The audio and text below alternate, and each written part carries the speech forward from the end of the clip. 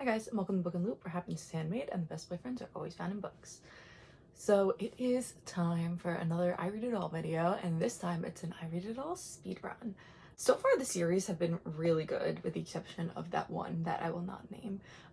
For I Read It All, I think that they all were really unique. I think that they were really great, well done. This one wound up being a very different kind of story than I usually read. It was kind of like a fairy tale thriller kind of story, and I really wound up enjoying it a lot, and I can't wait to talk about it with you guys. I'm excited because I'm gonna get to talk about it in not only the speedrun video but then also in my June wrap-up video, so I think that it's gonna be really fun. I'm very excited. The series that we're going to be discussing is going to be The Hazel Wood by Melissa Albert, and I am so excited. I think it's gonna be great. So without further ado, let's jump into it.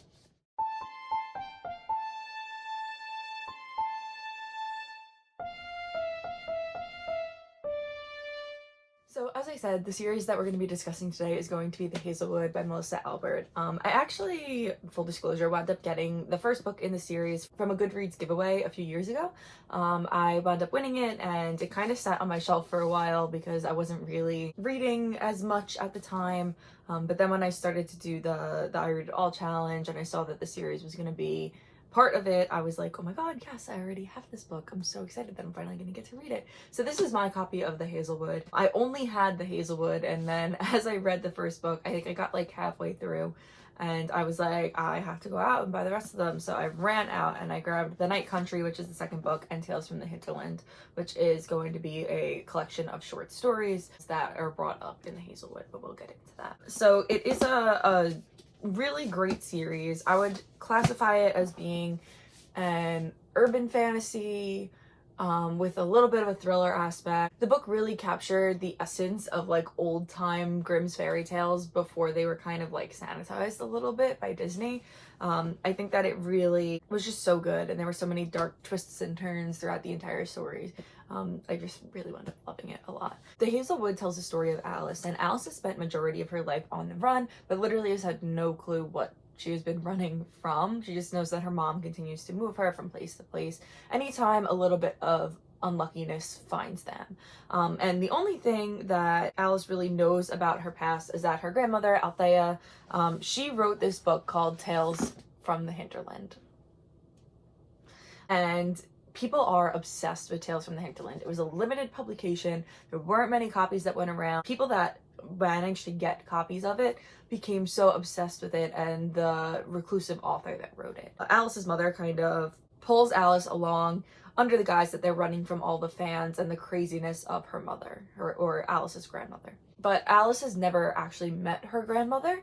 Alice's mom left when they were a baby and never kind of looked back. Once Alice's mom gets word that Althea has died, Alice's mom kind of tells her, all right, like, we can settle down now. Like, we don't have to continue to run. We can find a place to finally call home. And Alice is kind of made to feel like her grandmother is the villain in the story. Maybe she did something that Alice's mom doesn't want to talk about, but for whatever reason, when Althea dies, her mom is like, all right, we can finally settle down. And they do settle down. They wind up settling down in New York, and Alice's mom, who her name is Ella, I'm just gonna say Ella from now on. Ella winds up getting married when they move to New York to this man, and the man doesn't really trust Alice. You can kind of tell he's a little distant from her, and he thinks things are off. But even so, Alice goes to this private school. One day when Alice comes home from school, she finds that the apartment is a mess. Her mom is missing. There's a strange piece of paper on her bed, and when she picks it up, it's one of the stories ripped from the pages of Tales from the Hinterland. And the story is called Alice 3 Times, and Alice starts to question whether or not that's where her name came from. So, distraught over the loss of her mother, and after her stepfather kind of kicks her out of the house and says that she's not welcome back, Alice decides to go and visit one of her friends named Ellery Finch. And Ellery Finch is kind of a big fan of Althea, and he loves Tales from the Hinterland, so Alice kind of knows that she can go to him and kind of ask him about the story page and kind of what happened in the story, because she's never read the book herself. Ellery kind of admits that he believes that the Hinterland could be a real place, and that it's not just a bunch of stories, and that it's coming after Alice for whatever reason. Maybe because her grandmother wrote the stories, or maybe because the grandmother exposed the world. For whatever reason, they're coming after Alice. You kind of have Alice's decision that she wants to go save her mom no matter what. She's going to go after Ella. She's going to go save her. And you kind of have this adventure story within the streets of New York, and then you see Ellery and Alice kind of figure out exactly what's going on, especially as more and more horrible things kind of are happening around her, and you kind of get a hint of that fairy tale world bleeding into the real world, and what that kind of means for Alice, and what her and Finch have to go through in order to save Ella. Like I said, I would classify it as like a fairy tale thriller almost. Urban fantasy fairy tale thriller kind of situation. It's a little bit of everything. And it wound up really surprising me. I really wound up loving it. I was really into the characters. It was just the right level of like magical but also creepy. I won't lie, I kind of wish I had waited to read it until like this time of year, where we're kind of getting into like the crisp autumn vibes, and like we're getting into Halloween, because it's like the perfect spooky book. But I'm glad I'm posting this now, because maybe it will help you guys to pick this up for the fall. I really think that it's just a really great fall read. I really enjoyed it a lot. But I am thinking that I might just have to reread it, because I mean, it was just that good that I think that now going back and knowing everything that I do know after finishing the series, I think it would change my reading of the story a lot. So I think that it really was good. It was really like well worth it. I really loved the Hazel Wood. And book 2 takes place, and book 2 is The Night Country. That takes place a year after the events of the Hazel Wood. And this book had like a little bit of like a slower start. Like this one kind of like got started pretty quick. But The Night Country had a little bit of a slower start, but it did pick up about like a quarter of the way through. And it was another one that I just like, once I got to that point, I could not put it down, and it was just so good. And not to mention, it had a fascinating ending, which I will talk about in the spoilery part of this video. And then once you finish the series, or I mean before, it kind of depends, I guess, you get to read Tales from the Hinterland, and you get to see all of the stories that they talk about within the book itself. I think that this series was pretty good. It's a pretty quick read, because it's only like 2 books and then like a short book of short stories. So it's a pretty quick read. I will say, when I was reading the short stories, I refused to read them at night, just because I am a total chicken and I did not want to get scared. So I did not read Tales from the Hinterland at night. I only read it kind of like during the day. But it still was really good. I wound up enjoying it. So that's going to be all for the non-spoiler part of the video. And now I'm gonna jump into the spoilery part. So if you have not read Tales from the Hinterland, any books in the series, I totally recommend that you go pick them up. They're absolutely amazing. I really love them. It was definitely one of my top series that I read this year. I keep going back and forth, because like I really loved The Beautiful. I thought that was a really great series, and the last book comes out in December, and I'm so excited. But this book really just was so good too, and I really think that they are kind of like both like my tied for number 1, or like they go back and forth between number 1 and number 2 for the best series that I read so far this year. So I really loved the Hazel Wood. I think it was really good. So I am so excited. So definitely go read them, go check them out. They're great. So now we are ready to get into our spoilers section of the evening. So I'm going to kind of just jump into the spoilers. So goodbye if you haven't read the book. And let's talk spoilers. The Hazel Wood. So this is the first book in the series, as I mentioned before. And I will say this really sets up the world really beautifully. I mean, you get like a full look at both the real world as well as the hinterland. I really liked Alice as a hero, and I liked Finch as well. I thought that they played really well off of each other. Their banter was really great. That whole like Finch kind of being interested in Alice, but Alice doesn't really know if it's just because of who her grandmother is, or because of who she winds up being at the end of the story. It's really interesting. Like, I thought that their characters were really great. They're really fleshed out. They really played well off of each other. They were pretty complex, and even though Ellery was helping Alice, and Alice kind of thinks it's because he has this crush on her, he still kind of had his own agenda at the end of the day, and he was very driven by his own goals, where he wanted to see the hinterland. He was convinced it was real, he wanted to see it, and he was determined to see it. And you kind of get that whole determination, and even though he, like I said, is helping Alice on her journey to try and save Ella, at the same time he's also trying to further his own story and trying to escape the life that he's been living in as well. So I thought that he was a really great character as well. I will say that about halfway through the book, it occurred to me that Alice was Alice 3 times, and I don't know if that was like the moment that you were supposed to realize that, or if it was just like something that I picked up on, but I didn't see how she got out of her story coming.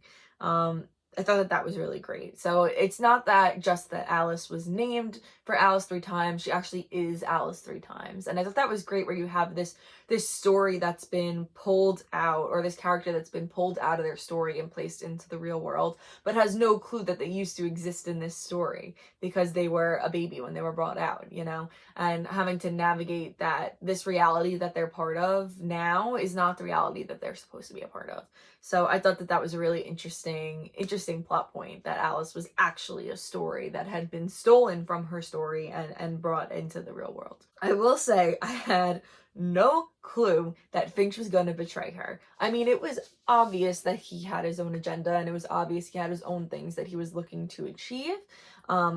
But I did not see him betraying her and kind of selling her out to Twice Killed Catherine. I kind of figured that he was going to just kind of enter into that world, and maybe from there he would try and convince her to stay because he wanted to stay.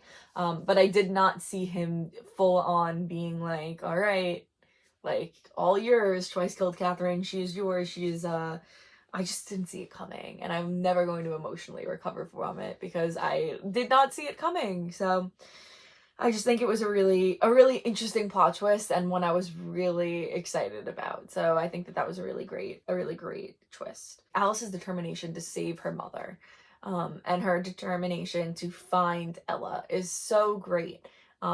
Especially at the end. And this is what I mean when I say I kind of want to like go back and reread it, because I feel like you pick up on things differently. Ella isn't really her real mom, but and I mean, Alice doesn't know that, but she's so determined to save her, and she so genuinely loves her, which is so interesting to think that like these characters that are coming to life in the real world have these real emotions and these real drives and desires, and the fact that she so badly wanted to save Ella, it was just very beautiful. I loved it so much. I thought it was really great. And the fact that Alice and her mom were kind of being chased by the hinterland, and it's these very dark stories with these very dark characters. And Alice's mom was so brave. She was so brave because she loved Alice so much, and she wanted to give her a chance outside of her story to become more than just the character that she is in her story, because her character is a little evil, or has a dark history. She just loved Alice so much, and she really felt like she deserved a chance to write her own story. And I love Ella. I thought she was such a great character. She was so nice and supportive, and she just was such a great mom character. I loved her so much. The other piece that I was like half confused and half not confused was Althea being alive. Kind of like I couldn't understand fully if it was like the memory of Althea was being kept alive, or if it was like legitimately Althea that was still living in this story world. I was kind of like, I don't really get it. And I kind of liked that ambiguity, that we're like, I'm not gonna fully understand what happened with Althea. It kind of like just matches her vibes, that like I had no clue what she was doing at any given moment, you know. Like, I just thought it was really great. And I will say that the ending of this book was so good, where Alice kind of escapes her story with the help of Finch, and Finch kind of decides to stay behind. And I knew he was going to want to stay behind because he's obsessed with the hinterland, and it's been like a life goal of his to visit, and of course he was going to want to stay there because he feels like he's ignored by his parents, and he feels like there he can kind of create his own story. But I just was kind of like so sad. I was so sad that he left, that he was kind of just like, all right, Alice, like, you're free now, see you later. Like, didn't even like think to stay. He kind of was just like, nope, goodbye, like, I'll see you later. It kind of makes you question like whether or not, I mean, at the beginning of the book, he was kind of like asking her out to dinner, and he was kind of like trying to hang out with her, and she thought that he was interested in her romantically. Like, but was he ever interested in her romantically, or was it literally just that he knew that she was related to Althea and would maybe have a connection to the hinterland that he could then follow, you know? So I just thought that the ending was pretty sad. But you do get Alice gets to go home with Ella. They get to move back to the city, and you kind of have this whole issue where now the hinterland is starting to collapse, and the stories are more and more stories are starting to escape. And this sets us up for the Night Country. At the end of the Hazelwood, Alice mentions that Finch looks way older now. That he looks like he's aged a couple of years in the time that it has taken him to try and save her from her story. But then when we get to the Night Country, they kind of like skate over that fact. They don't bring up that he looks older. I don't know if it was just like a small thing that I picked up on, or if it was like maybe I misunderstood. Maybe she just meant like he held himself as if he was older and more mature, not that he was like actually older and more mature. But in the Night Country, Finch is kind of the same kind of character that he was. So like I mentioned, the Night Country takes place 1 year after the end of the Hazelwood. We kind of get introduced to more of the characters that existed in the hinterland that we didn't get a chance to meet during the first book. So one of the first new characters that we get to meet from the hinterland in the Night Country is going to be Sophia. And Sophia, originally her name was Ilsa. She comes from the story Ilsa Waits, about a girl who has become so obsessed with death. She decides that in order to meet him, she's going to start killing people. And as a result, death kind of says, nope, no, you have to wait, and I'm never going to come to collect your soul. She kind of like takes over for him and starts collecting souls in a hope that creating a competition for him will kind of make him come to see her. But it obviously does not. Death decides that he's not going to come and collect her soul ever.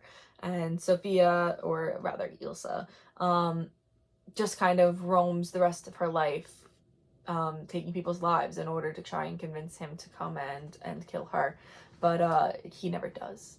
So that's why it's Ilsa Waits. And you kind of get Sophia now as a character who still is, she's the same character she exited the world as an adult, or as a late teen, whatever. She still has all of the burdens of her character. Unlike when Alice came to the real world for the first time and she came as a baby and she got to exist here, Ilsa still carries all of the burdens of her past life when she was a story, because she came into the real world as a 17, 18-year-old. So it's a little different. My heart just constantly breaks for her as a character. She is one of those characters that's like super peppy but has this super tragic air about her, and I just really thought that she was a great character. And I think in this story, you really get like that clear distinction between Alice and the other stories because of that fact, where they're coming into the real world with all of the baggage of their past and knowing who they are, and kind of just being tossed into this new world where now they have to kind of figure out their own story. They're not forced to live out the stories that the spinner created for them. Now they get to kind of make their own choices, and they have to kind of decide what that means, especially coming from a place where they were forced to be these dark characters, and they were forced to have these dark backstories. They have to decide what their life's going to be now that they have the option to be good, and that the spinner's not going to come after them and force them into being something. They get to choose their path, and that's a devastating reality for a lot of the characters. So it's just very interesting. Alice just kind of like has that experience, and she remembers growing up in the mortal world, and she knows how to navigate it, and she knows how to choose to be good. And the rest of the other X stories don't really have that. And I think that that's just such a fascinating like dilemma to have to go through for all the other X stories that are now being ejected from their world due to the fact that the spinner's world, the hinterland, is collapsing. I will say, unfortunately, I did love Finch as a character during the first book, but I did find some of his chapters a little boring in this one. So you kind of go back and forth between Finch's chapters and Alice's chapters, but I didn't overly love Finch's chapters. I thought that they were kind of a little dull. I thought they were going to be a little more exciting. But at the same time, I couldn't wait to read them. I was like, I need to know what's going on with Finch. I don't know why. I don't know why. I was not overly enjoying them, but still looking forward to them. I think just because I liked Finch as a character. Overall, I think the plot of this one was really well thought out. It's not at all what I expected that it was going to be. Like, I kind of knew it was probably going to be about Finch coming back or Alice having to go and save Finch or something like that. I did not expect it to be that the spinner had escaped the hinterland and was trying to make her own story. I thought that was insanely well thought out, that she was so determined to kind of be the god or the goddess of her own world that she is just kind of abandoning all of these people that she's created in order to create a new world. And I just thought it was so fascinating from like a philosophical standpoint. I just thought this book is like so good. I really wound up liking it. Especially the ending, like I said, was just crazy. Finch now having to be the author of his own new world. He was so obsessed with the hinterland. He loved the hinterland and he so badly wanted to be a part of that. And now he possibly has the chance to create his own version of the hinterland where maybe things won't be as dark and they won't be as twisted. And he has the chance to create this beautiful new world when he really felt like he never fit in the old one. The only reason that he really left the hinterland was because it was falling apart. Like, he would have stayed there if he had the chance to.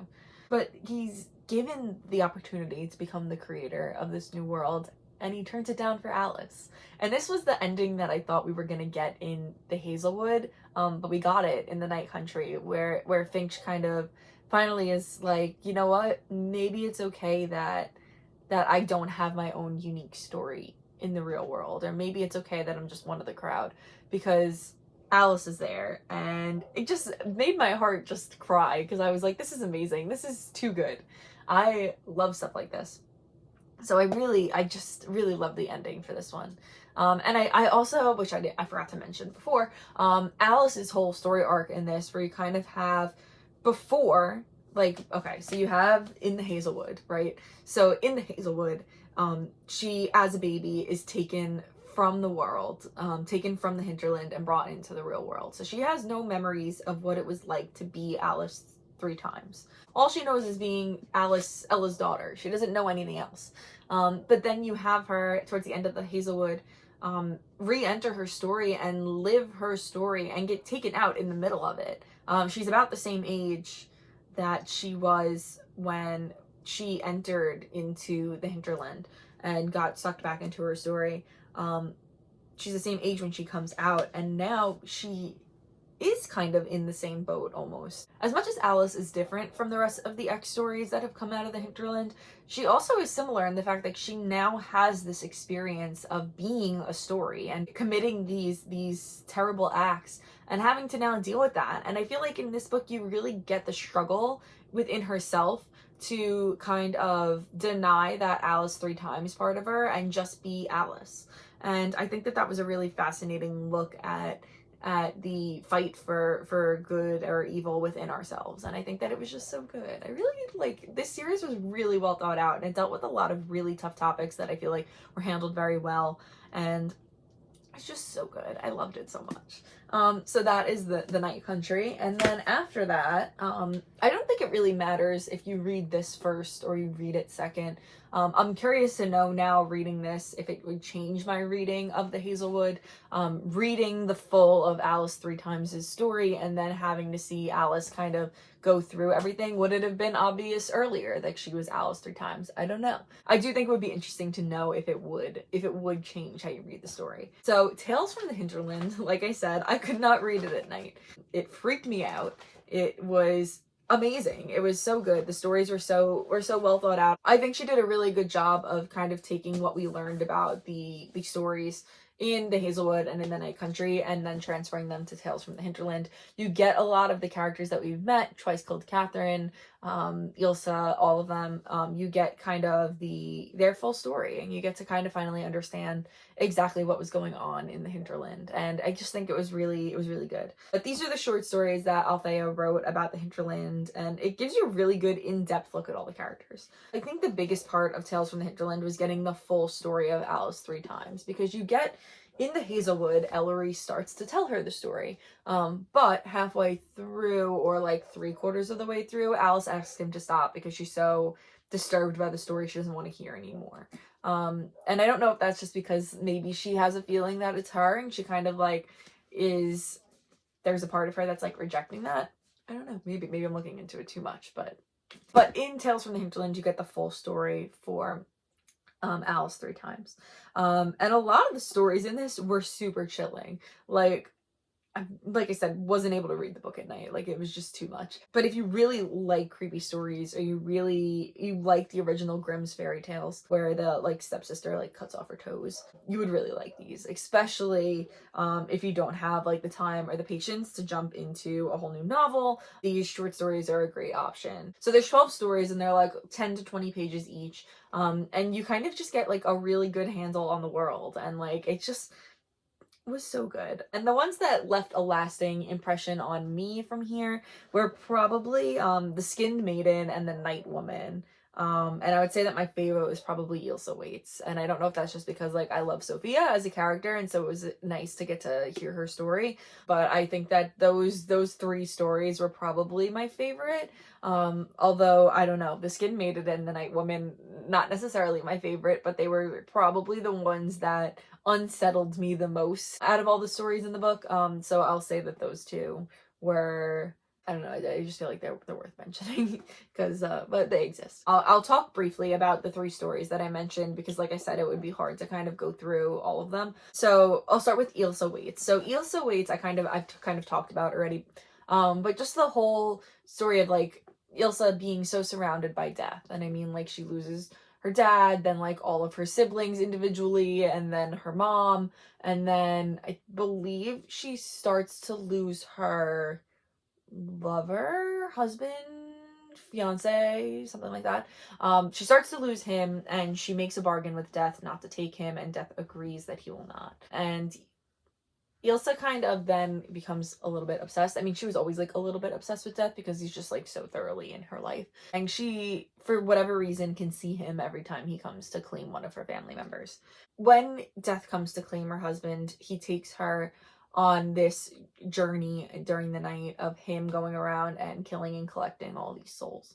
And Ilsa becomes like overly obsessed with it. And she's like, determined to see Death again. She wants that freedom of getting to explore and see the world. She's going to make Death find her by starting to kill the people around her. And she will go and she will collect their souls the same way that she saw Death collect the souls the night that they went off together on their little like collecting night, I don't know. And she becomes just like super obsessed with it, and Death, to punish her, decides that he will not take her soul. So she kind of just spends the remainder of her life waiting for Death to claim her, although he never does. And I feel like this story was a fascinating story. It wasn't one that really like, other than like her then going off to kill a bunch of people, like it wasn't like a creepy story. The rest of them were super creepy, and I wonder if that's why like Ilsa Waits wound up being my favorite, because it was like not super creepy. The other 2 that I'm going to talk about are going to be like super creepy. So the next one that I'm going to talk about is the Skinned Maiden. And the Skinned Maiden just like was the kind of story that like dragged its nails down the back of your neck and like made you be like, ugh, like ew. So there's this man, and he kind of like sees these 3 women playing in the woods. And then at the end they like put on bear skins, they become bears, and then they like go off into the woods, and he's determined for the one woman to fall in love with him. So he goes and he asks his stepmom for advice, but his stepmom wants him out of the picture because he's the prince and she's the current like queen, but she has another child out of wedlock that she wants to become king instead of him. So she tells him like, go steal the bear skin. So he does, and after he takes the skin, the woman is still not willing to marry him. And so he goes back to the queen, and the queen tells him, you're gonna have to take her actual skin, not just her bear skin. And the woman survives somehow, and so she kind of like finally agrees to go back with the prince and marry him. And it's just like a totally unnerving story. Like the whole time I just was getting like so like grossed out and like chills up and down my spine, and it was just ugh, like intense, but definitely like a creepy story. And the other one was The Night Woman, and The Night Woman is about a young girl who her parents have spoiled her, and she is totally rotten inside. All she wants is her parents to spoil her, but her parents are kind of realizing that they're spoiling her a little too much, so they decide to kind of like cut back on it, and she's annoyed. So she winds up going into the woods in the middle of the night, and she meets this creature woman thing that tells her if she like pricks the heel of their foot and takes the blood on a rock and buries it underneath their window, then like they will change their way. So she does it, of course, because she's young and she doesn't understand. She's got kind of a little bit of a spoiled rotten kind of vibe to her. So she does it, and then the next morning her parents are totally different and they're willing to spoil her. The mom is the one kind of spoiling her, and then like, you know, her dad disappears and things start happening, and it turns out a creature has come and taken over her mom's body. And it's just, again, another one that I kind of was just like, ugh, like towards the end especially, I was like, this is so weird. The stories were just really good. I mean, I could talk about every single one, but I won't, because I think that it's worth reading them and kind of getting to see them. They're definitely creepy, give you chills kind of stories, and I think that they're really great. I definitely recommend picking them up. I think that they're worth it. They're worth the read. I think that the whole series is worth the read, obviously. I mean, like I said, I read the Hazel Wood, got like halfway through, and then immediately sprinted out and bought the other two books because I was like, I need to have all of them on my shelf forever. Just really good stories. So I think that's going to be all from me about the Hazel Wood. I really do recommend it. I think it's great. I already have recommended, there's one girl in my writer circle that I teach for the teens at the library. She loves creepy stories, so I recommended to her Tales from the Hinterland, and she wound up loving it. I'm curious to see now if she'll read the Hazel Wood, but she did say she loved Tales from the Hinterland. She thought it was really great. So I really think that this story is worth the read. I really loved it. So I think that it's definitely one that, especially this time of year, if you're into like a little bit of like a creepy story, this is a great book to pick up this time of year. So that's going to be all from me. That is The Hazel Wood by Melissa Albert. The next video that I'm going to be recording is going to be the I Read It All for June, where I read her other book. I read these in June, and then I read her other book, Our Crooked Hearts, also in June. And that was right before I wound up taking a break for July and August, and then I'm getting back into it in September. So that is going to be all from me. I hope you guys enjoyed this series speedrun for The Hazel Wood by Melissa Albert. I hope you guys will pick it up. I think it's totally worth it. So yeah, that's gonna be all from me. Thank you guys so much for joining, and happy reading.